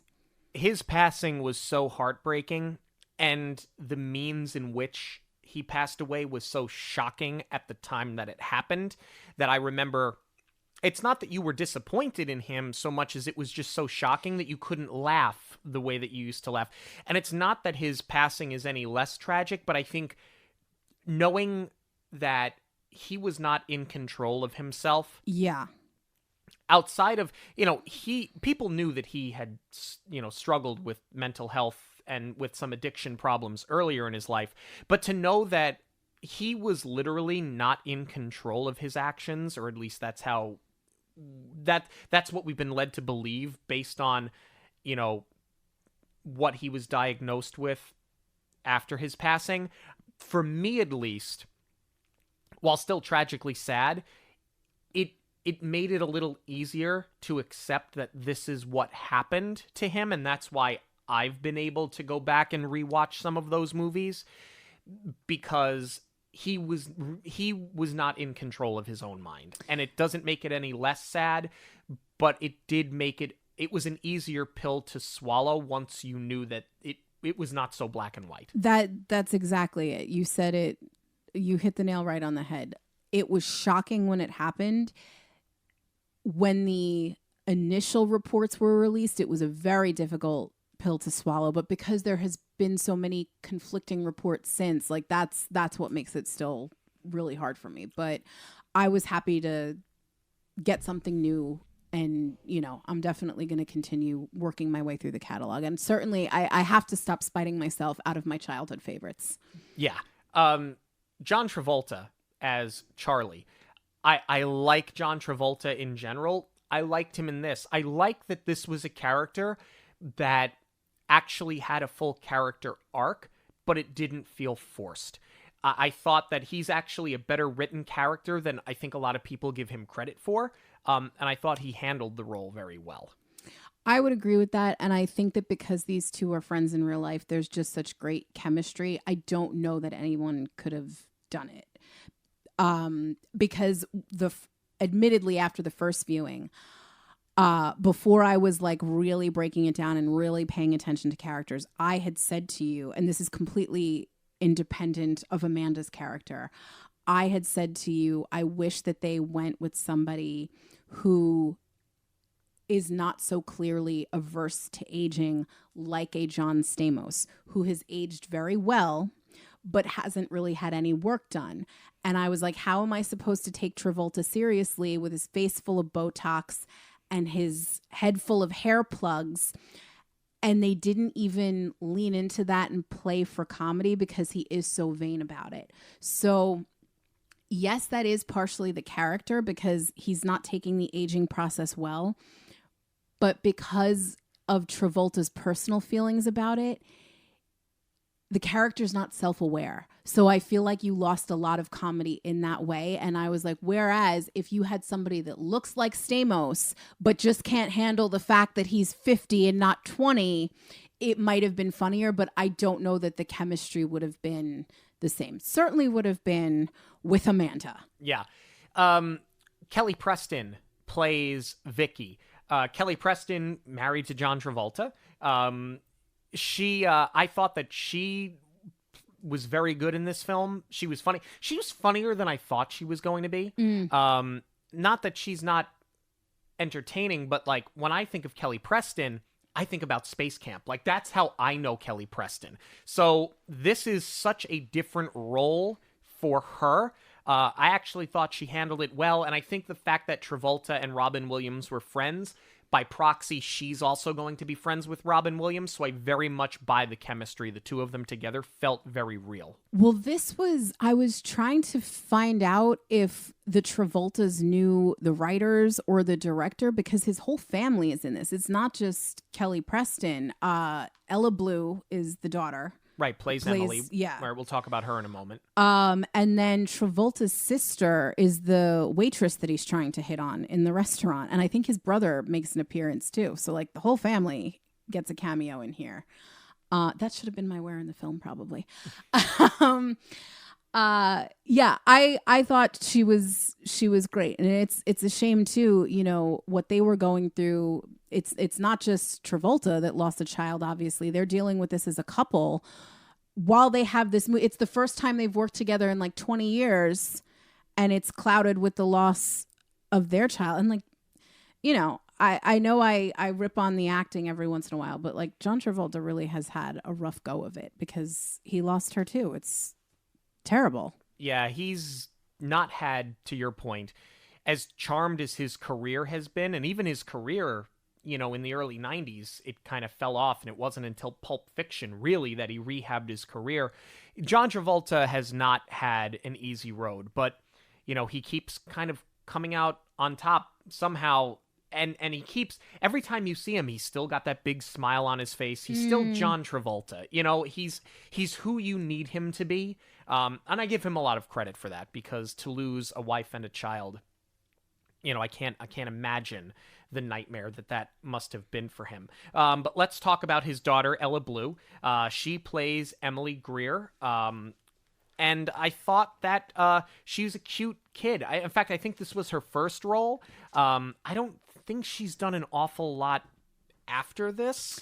I think she's done a couple of indie films, and I don't think this was her first. I think she was like a kid, but like background character, not like family movie. But I think her best scenes are with Robin Williams. And again, this could be because because they were friends. Mm-hmm. But when she's the princess and he's the king, it's like it's so good. King Fontana. I love that whole thing. That's where it's like, you didn't just cast her because she's Travolta's kid. Like, she handled the material really well. Connor Rayburn plays Zach. And what I like about Zach is it's a performance that has a lot of grace, because he's not over the top when it comes to I need my dad. He plays it so timidly at times. You feel so bad for him, other than the obvious fact that he's lived the first 6 years of his life without his father. He doesn't come off like the typical child actor of I'm going to cause mayhem and then cry later. Yes. It's a very nuanced performance.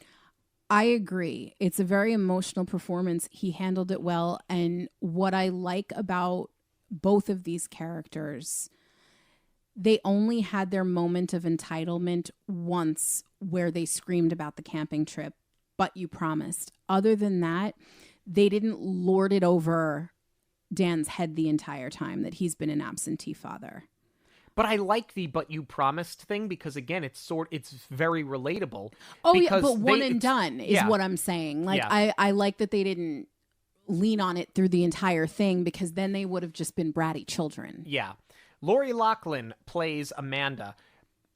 I like that. Well, first off, I like Lori Loughlin in the movie. I think she's good. She handles I feel like she handled the comedy better here than in a lot of episodes of Full House, frankly. Yeah. I'm really interested to see what some of her dialogue would have been in an R-rated movie. I think she probably would have knocked that out of the park. And I like the fact that, frankly, I'm just going to say it as I see it, I'm glad that they didn't cast some 25-year-old blonde to play Amanda. I like that she's younger than Travolta. At least that's the insinuation. But it's still an age-appropriate relationship. And I like that Charlie didn't just try and wind up with the receptionist in the tanning salon. I agree. I feel like that would have been a cop-out. Yeah. It was such a fun surprise to see her pop up here, because I was not expecting it at all. To your point, yeah, I feel like she probably would have lost a lot of really... I feel like we lost a lot of good comedy with her. because I bet for shock value, it's like what made Bob Saget so successful is that he's Danny Tanner on TV, and that's how you know him coming into your living room once a week. But he was shocking. So to see Aunt Becky in that shocking role, like if they had given her a couple of really like foul-mouthed lines, that would have been amazing. And I'm sure that they did. I'm sure they did the same thing for Rita Wilson. We talked about her before. She plays Jenna. Very quick role for her, but very funny in that role. She's a scene stealer. And what I love especially too, like in the scene where she gets her hands crushed, part of it is because they use the music so effectively. She didn't go too over the top with it.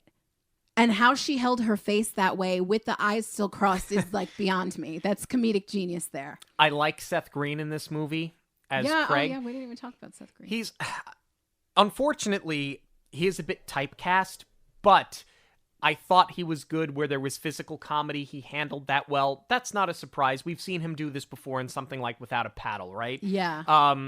I really like Seth Green in this, and I would like to see more of Seth Green in the future because I feel like he does a lot of voice work, I think, for Cartoon Network or Family Guy. Right. Or what was formerly Cartoon Network. I don't think Cartoon Network even exists anymore. I think they did recently shut it down.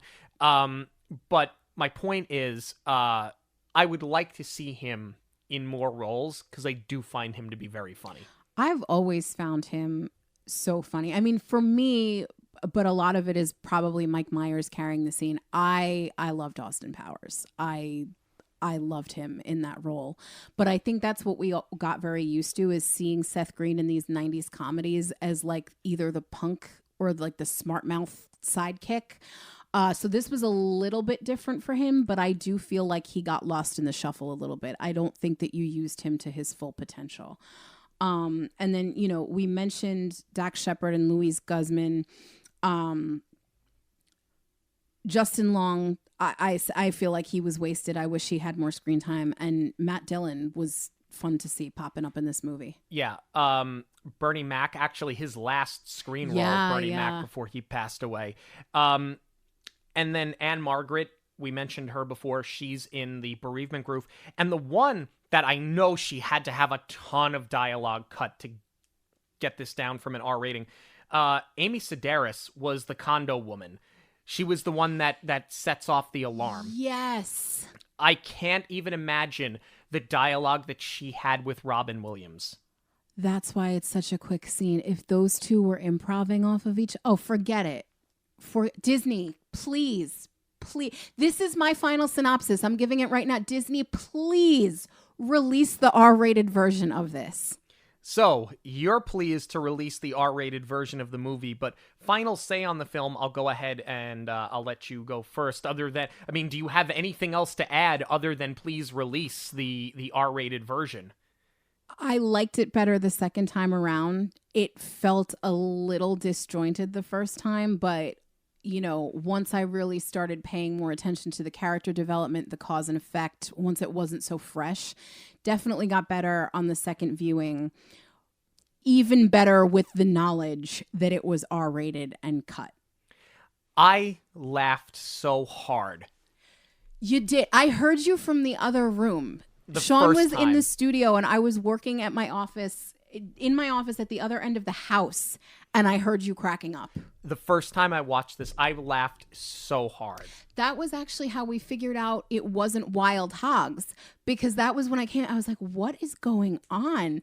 And you were like, I've never seen this before. And I was like, what do you mean? I think that this is just a fun romp. It's not Citizen Kane, okay? You know what you're getting into when you sit to watch it. Sorry. Choking on my coffee. But it is what you think it is. It is what it is supposed to be. But it does keep you guessing. You never see that Lucky's going to pass away. And it's well done. I know, Walt. I'm sorry. Walt is very upset. You don't think that these characters are going to have full arcs that are believable. And they do. Everywhere you think this movie is not going to pay off, it pays off. I wish we had the R-rated version, not only because do I think it would be hysterical, absolutely, but I want to see the full story. I feel like where people didn't like this movie and where this movie was panned by critics is because you don't have the completed story. I wish we knew what the full story was. I would love to see all of this come out one day, but I think that this movie does have rewatchability. Are there parts of it that are outdated? Yes. If you can get past some of the outdated jokes and references, I think that the movie is quite fun. I think it works as a family film. I think it would have worked better as an R-rated movie, but I think that this is one that I don't understand why it eluded us when it did. It came out in 2009. You and I had been together a year or maybe two at that point, so we were going to the movies regularly. If Disney put out a movie, we were going to go see it. How Disney put out a movie with Robin Williams and John Travolta in a middle-aged romp that we didn't go see, I can't understand. Because we rushed out to see Parental Guidance, which is very much the same concept as this. Oh, yeah. So, yeah. like, this is admittedly kind of in my wheelhouse when it comes to sort of my taste in comedy. Like, do I like a really smart comedy like Letterkenny? Yes. But sometimes I just want a popcorn flick. And this is definitely where I find myself going more times than not. But we're interested in knowing what you have to say about Old Dogs. You can let us know on all forms of social media at Monoreel Radio, or you can email us monoreelradio@gmail.com. News of the week is coming up, but first a quick break. News of the Week is proudly sponsored by KMV Travel. KMV Travel is a boutique travel agency that helps families plan personalized vacations and create unforgettable memories in the happiest place on earth. If you've dreamed of visiting Waltz Park or racing with Lightning McQueen in Cars Land, a KMV Travel specialist will work with you to customize the perfect getaway for you and your family. Your KMV travel advisor will ensure you know the ins and outs of the My Disneyland app, assist with dining reservations, and of course, share their favorite hacks so you can get the most out of your vacation. Visit kmvtravel.com to soar over to California now. If you're thinking of booking a trip to a Disney destination, you have to contact Jackie Zalezi. My husband and I recently celebrated our 10-year wedding anniversary and wanted to go on a trip, just the two of us. Jackie suggested Disneyland, knowing we'd never been and I had been dreaming of going. I am so thankful for her suggestion, as it was the most magical way to celebrate. Jackie got us a fantastic deal, but still constantly checked for discounts to make sure we are guaranteed the lowest price.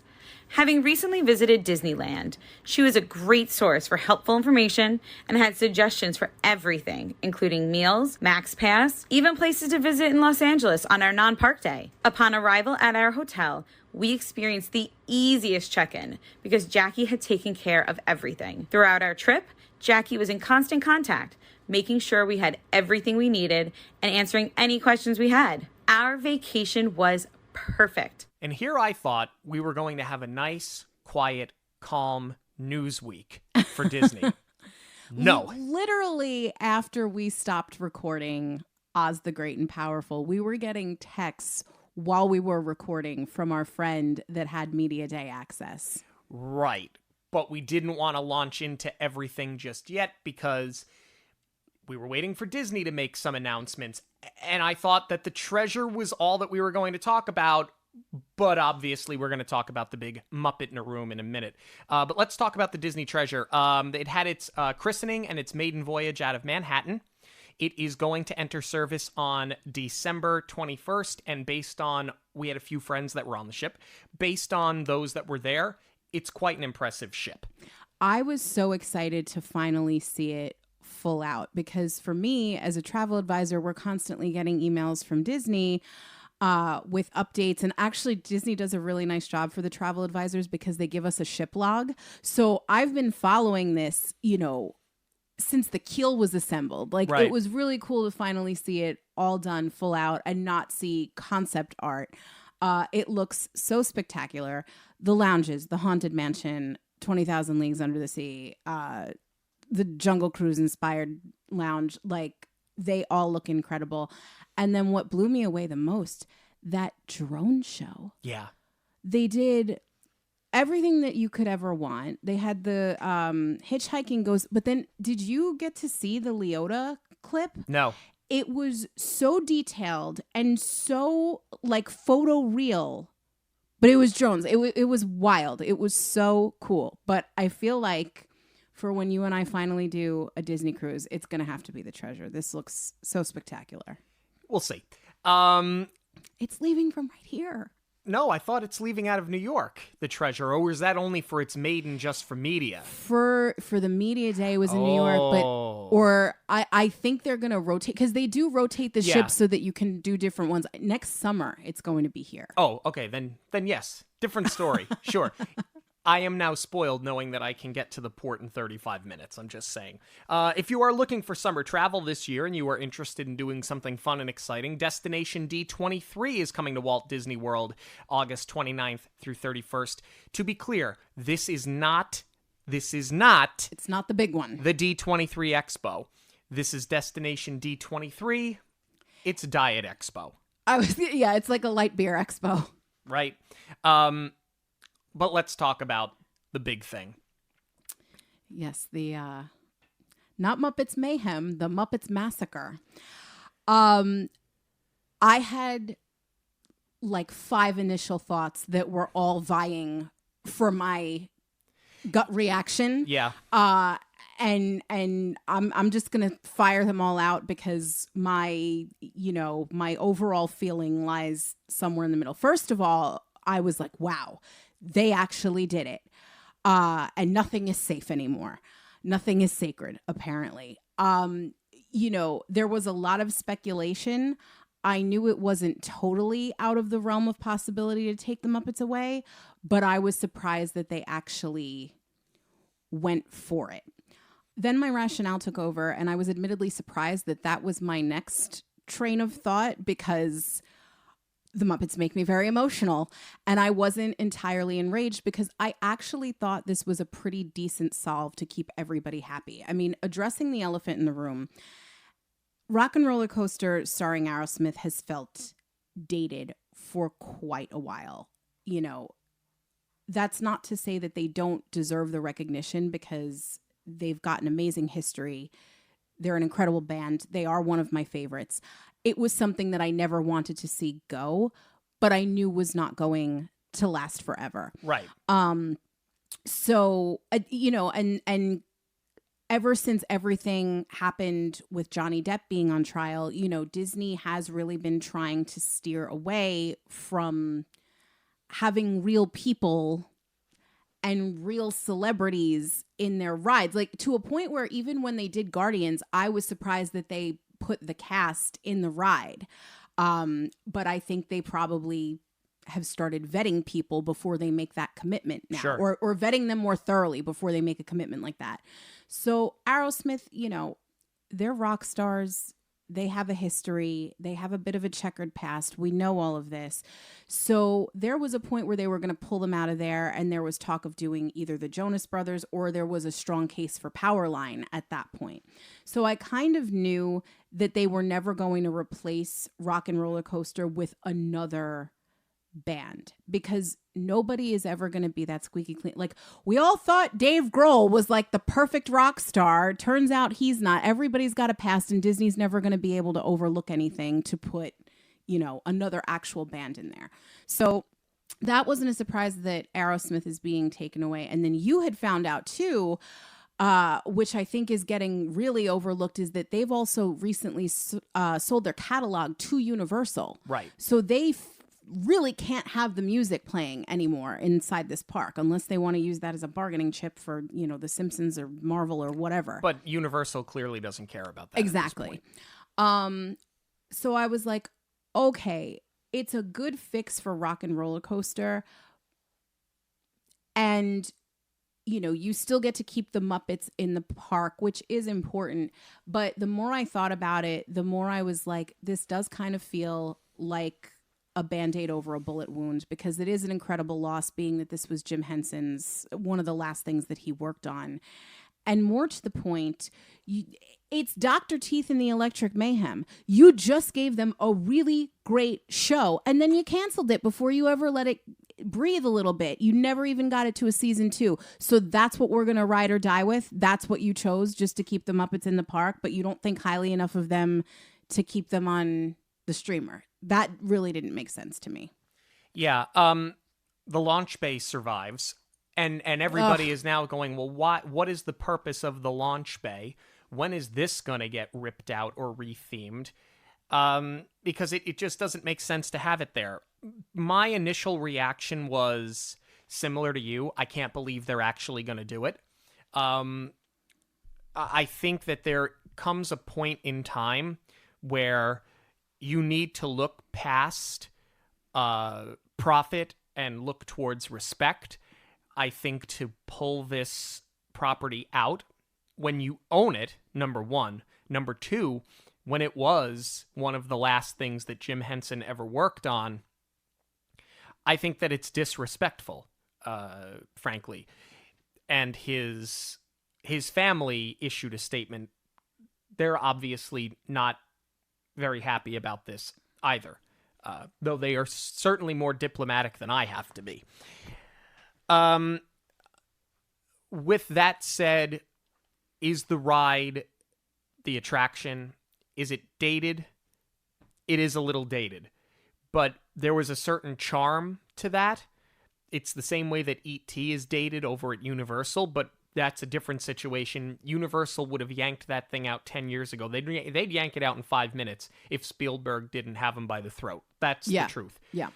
So they have to leave E.T. there. So I think Monsters, Inc. deserves an attraction. Oh, no doubt. No one's going to argue that case. Monsters, Inc. deserves something. I think that there are other places you could have put Monsters, Inc. But that's obviously where, based on concept art, a lot of people believed it was going to be.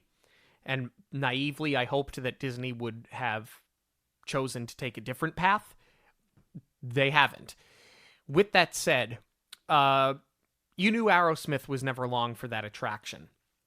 However, the attraction is still very smooth. I was just on it 2 weeks ago. It still has a long wait every time you go there. So, with that being said, it's still a viable attraction. The fact of the matter is, you really don't have to change an awful lot. No. For that ride. Any references to Aerosmith are going to get yanked out. It can still be G-Force Records. You can still keep a lot of the tour posters and concert shirts that they have mounted up on the wall. You just change anything that says Aerosmith to the Muppets. You shoot a new pre-show. You change the voiceover. You change the music. Realistically, you could have that ride flipped in a month, but it's Disney, so it'll take a year. You could literally change almost nothing. And I think because the signage itself on the coaster, like if you keep the storyline of trying to get to the concert, you don't need to touch any of those. Correct, which is what they should do. But it's Disney, so that is what they will do, and somehow they're going to make this an 8-month to 1-year project. It's just what they're going to do. I think it's the last thing that they need at this point, because while it's great that the Muppets are still getting representation, we just finished getting rid of construction walls. And now, Hollywood Studios is going to be nothing but construction walls again, because they're going to gut the Muppet area to build Monsters, Inc. Mm-hmm. So you're going to have construction walls there. You're clearly going to put some sort of wall up over at Rock and Roller Coaster, because there's going to be no reason for anybody to go back there. Well, especially too because they're doing the swap with Lightning McQueen and the Villain show. Right. So I feel like we got away from all of that. We finally finished with construction walls, and now we're back to construction walls. But it is what it is. I think that it's a fair compromise. I think it's great that the Muppets are still going to be in the park. It is a seamless transition. I think it's going to be a lot of fun putting Dr. Teeth and the Electric Mayhem there. It's interesting to me that Hollywood Studios is now becoming the coaster park, because you're putting in this one rail coaster for Monsters, Inc. You've got Slinky Dog. Now, these are family coasters, plus Rock and Roller Coaster. I feel like there's something they're trying to do with Hollywood studios right now. And, you know, I don't have much else to say. Like, I'm still not sure where I stand on this. I understand it. I think it makes sense, but that doesn't mean I have to like it.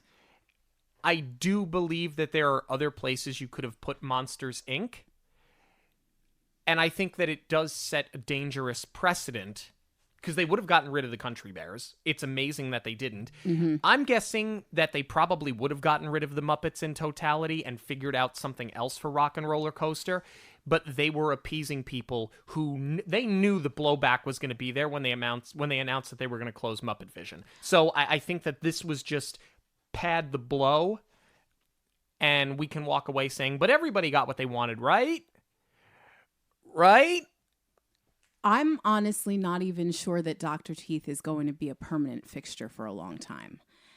And that they don't just do something completely different with that land. I mean, here's the thing, though. I understand the outrage, but Disney knew what they were doing by giving us Dr. Teeth. I'm sure that this was not entirely thoughtless. I'm sure that being that they wanted to create a whole Monstropolis, it wasn't an easy decision, and it was probably something that was, painstakingly talked about at length of where they could put it. I'm sure that they had very good reason for doing something that they knew was going to be so controversial. So I think that's where we also need to give the Imagineers a little bit of credit here, that this was probably not something that was done lightly at all. My other issue is that it's similar to what happened. I mean, obviously, you know that I love the Backlot Tour. I loved Lights, Motors, Action. I loved when MGM and, even Hollywood Studios in its later days, it was about the behind the scenes and how they make the movies. But so bias aside from loving those rides, you took two attractions that were people sucks.